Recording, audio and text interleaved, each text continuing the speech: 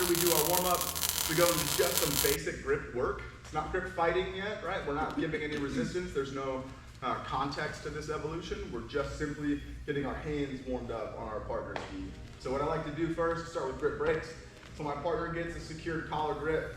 Anytime anybody gets a grip on us, we want to return the favor. So anytime they grip us, we don't want to sit here and be worried about trying to get something. Once they connect with us, we need to connect with them.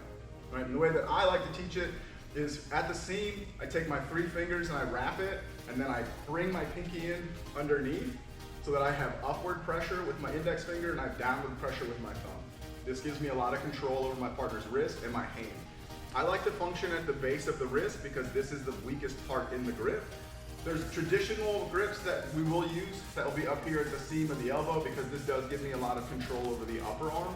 But I find that if I can get to the wrist, if I can get to the end of the lever, this gives me a lot more control over how to do my grip breaks. So, first grip break we're gonna do, we're gonna get that knife, what I call a pistol grip. We're gonna secure it by ratcheting our wrist forward, just as if we were like cocking a gun to go and shoot down range. Here, we just put pressure, so now all the slack's out of the material in the gi here. There's no space for his wrist, it's just me and his wrist connected. And now all I'm gonna do is I'm gonna apply tension to the grip, and then I'm gonna slide his hand along the line of the grip, or along the line of the gi, until it comes off. Here, pull down, until it falls off. So again, here, this way, bang. Now, in actuality, in application, this isn't gonna be enough, right? I'm not gonna be able to come here, grab, and then just pull, because Tim's also gonna be hanging on. So instead, we would have to apply tension. Usually, I like to apply tension in the form of getting my gi away from me, because now there's tension on the grip. Here, there's slack, so he can move his hand. Now there's tension, and then I move my body back as I pop the grip. All right, so it's a little more aggressive to actually make it work in real life. But for the sake of the drill, just to get used to the motion, secure the grip, add the tension artificially, and then we're just gonna slide the hand down the gi. This is the key. We want it to run the train tracks of the gi. So if you pull out, the hook of his grip is gonna keep him in there. But if I slide down until it comes up, so it goes along the gi as I'm extending away until it just falls off the gi. Okay? That's the first one. The second one, same, everything's the same setup. So we come down to the wrist, we get the pistol grip, apply tension. This time we're gonna go up, so I'm just gonna bring my elbow underneath my forearm, and I'm just gonna take it straight up. So we're basically applying tension to the weakest part of the grip at the bottom of the pinky, come up, and then break the gi up. And then lastly, we're gonna go with the tried and true, although it's my least favorite, is the 2-on-1 grip break. So in this case, we've probably tried some other grip breaks, and he's really good at holding on to grip, and he's pretty good at manipulating me, so I have to get this hand off immediately. So 2-on-1, this time, the hand's gonna come in contact with his hand. So instead of people will do this, people will think of this, or even I've seen people do this. In context, I like to apply my flesh here to the same part of his hand so that we're connected. My hand wraps over, and then as collective, I don't do this with just my upper body. I use my hips to push, I pop the gi out, and then I bring it right back to center. The idea is that I don't want to do this and admire my work, leaving half my body exposed for him to close the distance. So as I'm here, tension, connection, pop, and then I'm back here. And we'll see in just a second when we go over top of the triangle basics that from this, I want to drive it across the body so that I can close the distance to start making him react second strong. So again, for the quick drill here, tension, pistol, down, tension, pistol, up, and then 2-on-1, right at connection here, over, and then back to the center. Okay? Question on those? Good? All right, give each of those a shot, go 5 times each. Ready, 1, 2, 3. That's just like basic stuff with the lapel, right? Like that's just a couple of key lapel breaks that I would just always have in my back pocket. There's a lot of other ways to break the grip. A lot of the grip breaks that I would do often come off motion and attacks. So if I get stuck where I can't get this guy's hand off, I'm rarely ever just going to be able to just break the grip. Instead, I would do something like a feint to get him to step, and he steps, and he's moving his own body. That's when his body changes, the grip becomes different, it slides off easily. Right, there's all kinds of nuances to grip breaking. These are just some basics to keep with. So now we've looked at how we're going to get the hand off the lapel. Now we need to look at how we're going to get the hand off the sleeve. So if our partner gets a hold of our sleeve first and he secures a good grip, how are we gonna get rid of this? One of the easiest ways is we're just gonna bend the wrist, so we're gonna, like we're answering the phone, right? Because what that's gonna do is gonna take all the slack out of this grip here, and then offhand, we're just gonna get our own pistol grip, so we're gonna cross grip underneath, we're gonna apply tension this way, and I'm just gonna remove the grip, right? Again, in context, this has to happen quick and it has to happen aggressive. Because if I'm here and I do this, he's just gonna follow, right? I have to apply tension and then rip the grip away. Now, for consideration, once I have this and my hand is free, for me, I like to just go right back to work. So I'm like, okay, now I got my grip, now it's 2-on-1, and I can play one-sided and start to work things. So don't just give up on the grip. Once you get a grip, keep it unless it's something you just absolutely can't use. So he's here, answer the phone, so you shorten up the gi, cross grip, apply tension, and then rip that out. And then consider cross gripping or coming over the back. That's something like a Sumigaishi would work. The other way we could do this too is you could just pivot and you could go around and you could try to regrip. Once you regrip, then you just extend out. Right? So this is often like a quick way to begin to start to get, so he hangs on to the grip. Now we've got some sort of pressure here, take control of it, and then extend as you turn. So it's not simply just pushing the hand away, it's incorporating the whole body. So I have to use my hips to get that distance. And then get the grip, you can pass it over. And again, we go back to 2-on-1, we go to our Russian tie sequence we've done. Right, a lot of stuff falls off that. And then the last one we'll throw in is the double sleeves. Somebody comes in for double sleeves, as soon as they lock this up, just wipe your hands across, push, and now we're back to a single grip scenario, which we just covered. Cross grip, answer the phone, come in and get the grip. All right, so come in, get both, swipe that away, cross grip, and then bring it through. And I only bring that up because a lot of guard pullers will come in, they'll try to make contact and sit. And if he just wipes my hands away as I sit, sometimes you'll get a takedown from that, or you're already in an open guard passing situation. So one more time here. Immediately, it doesn't matter which way you swipe. I'm right-handed, so my right hand tends to be the one that does the action. But I chop right at the wrist, or right at the hand where it's in contact. I pull with my arm as I press away. Then I cross over, grab, pull, and come back. All right? So give those 3 a shot. Any questions on those? All right, let's go 5 times each. Ready? 1, 2, 3. So she came in at the time about all social media. Oh, yeah. All right. So now we've looked at lapel breaks, we've looked at sleeve breaks. The last couple things, so that last real grip break scenario that I like to cover just to make sure we all have kind of something to use is the over the head break. So if they come over, they climb up and they get on this collar, this is a real dangerous grip because it can immediately break your posture down. And for jiu-jitsu sake, a lot of people will just slam down and then you'll just end up in turtle and then it's all kind of bad news from there. So as soon as this grip gets here, one, we want to be defending this grip at all costs, right? So if we're up and we're standing upright, we don't want to let them get this grip. In the event that they do secure this grip, we just want to go knuckles into the armpit. If you can get the gi, great, but sometimes you can't, right? Sometimes these fitted gis, they're like spandex underneath here. But anything you can grab, we're just going to punch into the armpit and then we're going to turn our elbow to the ceiling. If we just punch straight away, and he happens to have longer arms like this, it's almost like I claim this. When he has longer arms, I can't get that last little bit of distance.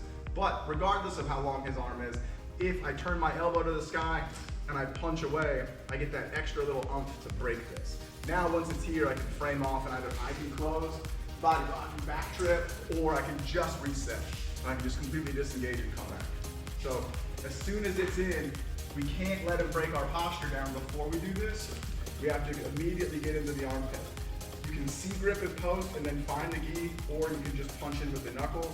Once you're in, turn, elbow up, extend, and then keep the frame, and then you can figure out what you want to do next. In the event that you're slow to it, or he's overly aggressive and just pulls you straight down, we have to frame on the hip. Immediately, we want to frame on the hip, and we want to get our hips back underneath us. So I'm already bent over.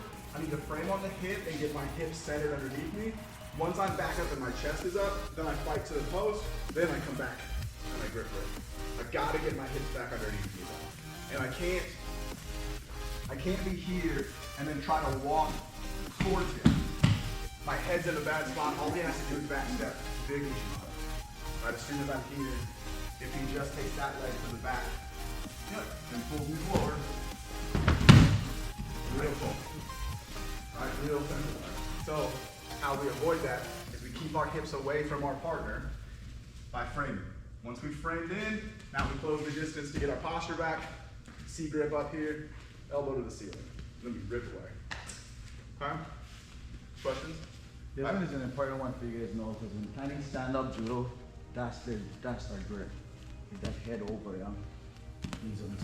Once we get these ones in control, like Matt was saying, it's hard to break this for someone, right?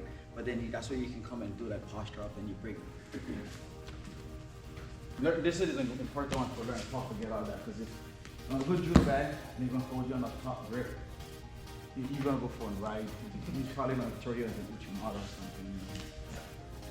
All right, so we'll try this one real quick, 5 times each. Ready? 1, 2, 3. Build off of that last grip break. So we're talking about framing across our partner's body.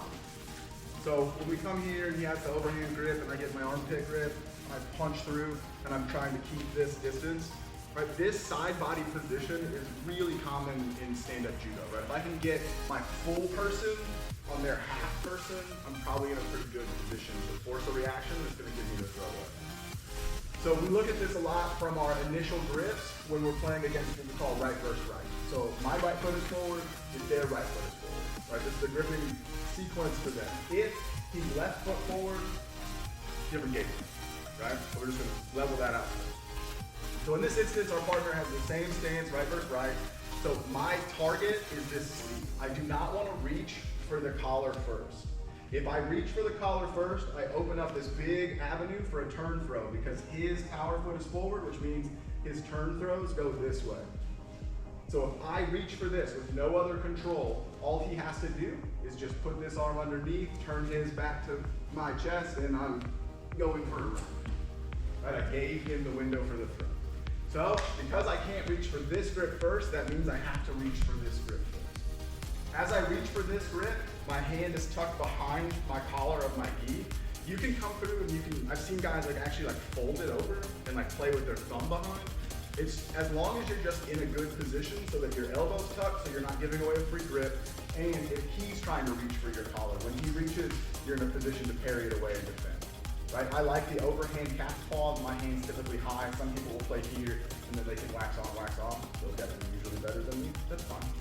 So when they reach, I just like to parry it away.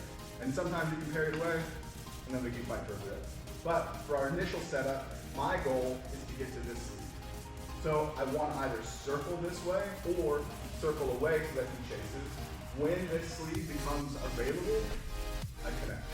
Notice when I connect, I'm not grabbing the gi. My goal here isn't the gi yet. It's just to make connection with my partner. Then I find the gi and I make my pistol grip. Now I've got control. Once I have control, I want to start to get this hand across his center line. So once I get control of the gi here, it's not enough to just have the arm. If you can move the arm willy-nilly, it's as good as me being connected to him for his purposes. Instead, I want to start using this for what I want to do. So I put pressure and I start to try to drive it across. When I drive it across, I want to close the distance so that I can get contact with my partner. Now my offhand that was protecting my lapel, now I make contact with my partner's chest. Again, I'm not seeking the gi. I'm connecting and then I'm using my thumb along the gi line to open it up so that I can find the grip. Right? If it's early in the match and the gi's perfectly tight and I go to grab it, there's a great chance I miss. Instead, connection, peel, now I sink my hand. So I've got pressure across and I've got a good collar grip. Now I take my step out to the side and I pull my partner to the top of the triangle. From here, I pull him around. My foot is now in between his legs. His weight is coming forward and it's really easy for me to make a good turn throw. Alright, so one more time. Here, we connect, find the pistol grip and sink it in and start to drive it across. As we drive it across, we're going to close the distance and connect our top hand. When I connect my top hand, I then take a step to the side and I peel and I pull him around to the top of the triangle. From the top of the triangle, this is where we connect to bunch of throws. Right, we can go Okiari, go Kokiari, go Osoto, everything's from the top of the triangle. But we have to get 2 grips, pull them around. That heavy foot, that heavy step tells me that I've executed my pull pretty well. But now his weight is off center. If I pull and he follows, his weight's not disrupted, right? He's not off balance in any meaningful way. But if I'm here, now I know that I've got him, right? He comes back, bang, we can come forward, we can come around, all kinds of stuff's available to us. So with our partner, go slow, right? We're only gonna go as fast as we can process. So if we need to take this in bite sizes, great. We're gonna get to the grip, find the pistol grip, and start to drive it across. We're gonna close the distance as we bring our D hand to the collar. We're gonna secure the grip, step, hold. Okay? And that's all, it's as far as we can go for right now. Questions? Okay, let's give it a shot. Ready, 1, 2, 3. So we get into that position, we need to capitalize on it. And this is what we usually call our dealer's choice position. We call it dealer's choice because there's typically a varied amount of techniques we can do from the top of the triangle. Once we pull them around and we have their weight distributed and they're leaning in one direction, if I get them to lean this way, he's probably not gonna stay here, right? He's gonna wanna recenter, right? No one's just gonna like hang out on one leg. They're gonna try to re-base themselves. I'm gonna anticipate that base where he's gonna go from the outside back here, so I'm gonna attack this way. My typical go-to off of pulling to the triangle is a simple Kojigari, a minor inner reaping throw, where I take my back foot to my front foot. My front foot is gonna go behind my partner's foot, and then I'm gonna push him in that direction. Right, this is just a real basic, simple version of this. We want to drive the hand in, load the weight up over the foot, and then we're gonna push him over this foot so that he falls down. Right? So the basic premise of the throw is that I'm providing a block for his foot, and then I'm driving his shoulders outside of his hips, and I'm not letting him walk backwards so that he has no choice but to fall down. Right? So how we get there, typically right versus right, we're at the top of the triangle, 2 hands on. I'm gonna take my back foot to my front foot, and then my front foot is gonna go behind my partner's lead leg so that I can block his foot. I'm gonna drive the hand in, just like we were doing when we gripped, right? We're driving across the center line. I still wanna bring it in. When it's in, this top hand is coming down so that I'm pulling his chest over his hips, driving this in, and then we just push him to the back corner. The important piece here, the key, is we have to get his hips, or his head over his hips, and then we have to drive into that corner. The common mistake people will do here is that they get everything set up, and then they think it's a backwards technique and they drive backwards. You've spent all this time getting the energy going in that direction, and then you're gonna fight them in that direction. Doesn't work. If everything is going that way, see where my belt knot's pointed, where my head is pointed, that is where I need to push my partner to throw him. This way. Okay? So with our partner, what I want you guys to do, no resistance on this. So Uke, the person who's getting the technique done to them, accept the fall. Right? So when they come in, they sweep the leg, take the fall, chin to your chest, slap the mat, all the things we practice in the warm-up. For the Tori, the person who's doing the technique, I want you to focus on getting your back foot to your front foot, and then your front foot is gonna go behind my partner. Notice my hips are getting close to him. I do not reach this way. If I keep my hips away from them to make contact here, there's no pressure. So I need to close, drive the hand in, drive the head over, and then take him over. Notice my weight's bringing me on top of him, right? Because I'm driving into him. Anything you want to add? No. Just like one of the spots up as you see what Matt's doing. When you're coming in and then you step, you see this, how he was anchoring down. Yeah. This weight here is what's coming in. So that way, when you do sweep, this weight is just locking you. So when you push and then weight, you kind of reset. So even when you guys grip, when you guys coming in, anchor it, step in, yeah. And then when you guys come in here, you see the weight pushing his weight down. Then you can trim. Try not to get him, have his weight loaded so you cannot break it. So when you do sweep, you push, his weight is just locked. Questions? Let's give it a go. 5 times each. 1, 2, 3. So now from the top of the triangle, we see that we have access to the front leg here. We also have access to the rear leg. So from this position here, again, same setup, right? We have two hands on, we go back foot to front foot. This looks the same for most of these techniques. I'm gonna take my back foot to my front foot. I do this so that I can now load, right? My weight is on this leg, so I can spring into my partner, right? So one of the things that we don't do for Kochigari because we're learning the technique, but in actuality, when we load up here, we connect, it's a big push. We want to drive into our partner. We want to explode into them.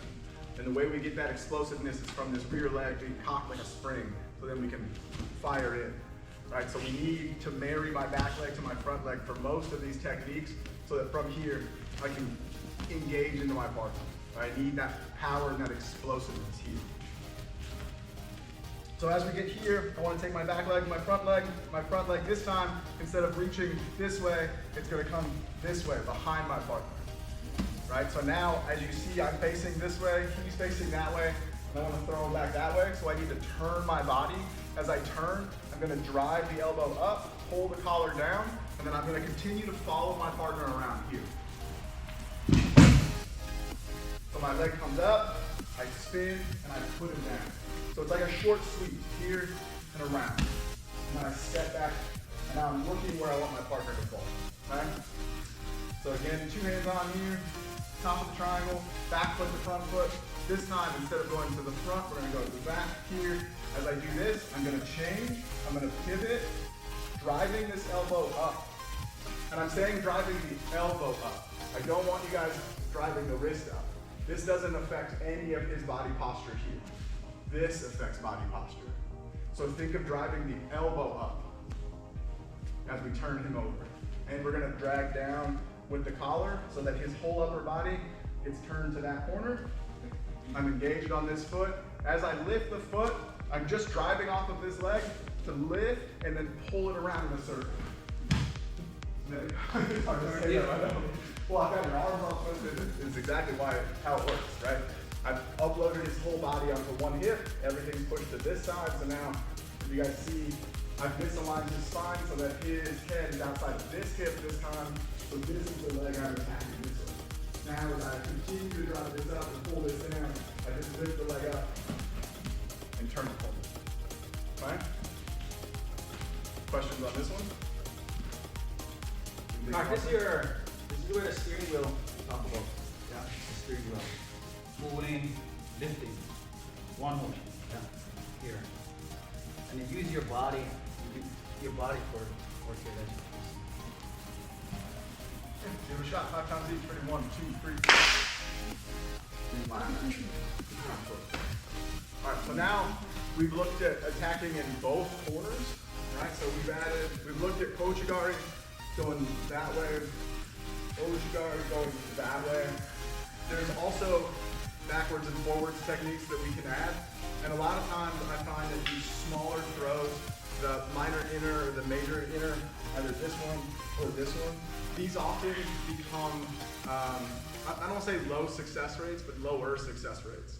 And I end up using them more as setups or more as combination, sort of like a jab in boxing, right? Rarely do you knock somebody out with a jab, but you set them up for that mean right hook, right?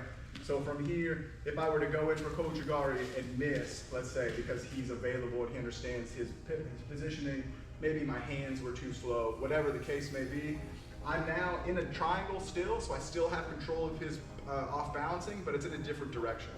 So typically what I would do here is I would just back step hard. Like I would just pivot here, elbow to the ceiling, drive his head down, and then I would lift this leg up, sending him right over for an Uchimata. Right? This is a less than traditional Uchimata. What I like to use it as, especially in Jiu-Jitsu, is more of a mat return. And I'm not, while this looks good job, you did a great job following. It looks good. Typically, all I'm looking for here is to get to this back step position, driving my partner to the ground, and then just getting him to the ground. Right? It's rarely ever all the fanfare of actually getting the leg up, getting the big rollover and the nice break fall. Really, this is just to get that control to transition from standing to the ground. If I get 2 points for it, great. If not, it's fine. I have sleeve, I have collar, and I'm in front of the hip line. I'm already near side control, or maybe even knee on that. But I'm scoring points. So again, from here, I attack with Kojigari. So my back foot comes to my front foot. My front foot touches, my partner escapes. I just back step so that our hips are connected and we're facing the same direction. My elbow comes straight up and I start driving my partner down while continuously pulling. Right? This tension has to be here as I load here. He's already going over. If I do nothing but just step, he's gonna fall. Well, all I'm doing with the leg is adding it so that I can hopefully get him to twist over so he lands on his back. Because if he lands on his back, then I really am in a good position, right? In his side control. So one more time. From here, good collar sleeve grip. We attack right off the rip, right? We get to the top of the triangle. Bang, here. We go step, boom, we miss. Back step. Look where I am, I'm already here. My weight is on my outside leg. My inside leg is light. There's tension on the sleeve, and I'm pushing his head down. As I push the head down, I just lift and I keep the sleeve. Notice my knee ends up somewhere in midsection rib cage. If I can, drive through, collect the arm, and step over the head. If not, we just mount and just get up to it. Right? Pretty simple on this one. And honestly, if you don't get the rollover, the big throw, it's fine. All we're looking for is that put them down so that we can start to go to work for jiu-jitsu results. Questions on this? Keep, hold, and get that elbow high. Right? Let's give that a shot. Ready? 1, 2, 3. Last thing. I said it was the last one. This is the last. This. All right. So now, right, we've pulled into the top of the triangle with good collar sleeve. We hit the Kojigari. He backs out. So we're gonna back step into our Uchimata. For whatever reason, he's got good hips. He's brought it forward. All I can do is I can't get it to go. I'm just gonna take my leg now and I'm gonna go back to Kojigari. So from here, I reach across. Okay? So we just keep going between forward throw, backwards throw, forward throw, backwards throw. Eventually you'll catch them slipping and they'll fall down. So from here, back foot to front foot. Nothing changes on the mechanics. Here, we're in, he evades. I keep pressure, I keep tension on the sleeve grip. Back step, I go to hit, it doesn't work. I dive across to the far leg and then I just keep tension on the sleeve and I punch him over my foot. And I follow up. Okay? So sometimes you might get it to where the leg comes off the ground. So you get into like this can-can position and I just can't finish the throw. Same thing. It works just the same. Right? As long as you're inside the hip here and we're attempting to do one throw here, I have access to the other foot. Right? So I'm here, doesn't work, I swing around. In, out, down. Okay? And then keep tension on the sleeve. See, I'm doing it again. Focusing on the sleeve. It is. Keep tension on the sleeve here the whole time. Because this brings him to you so that then when you push out, it forces his head over his hips and he can't recover. Okay? So now we're going to go from Kojigari to Uchimata, back to Kojigari. Make sense? All right, let's give it a shot. Ready? 1, 2, 3. Questions? Good? All right. Thanks, guys. We'll see you next week. Appreciate it. Thank you. Thanks for letting me play around. I appreciate it.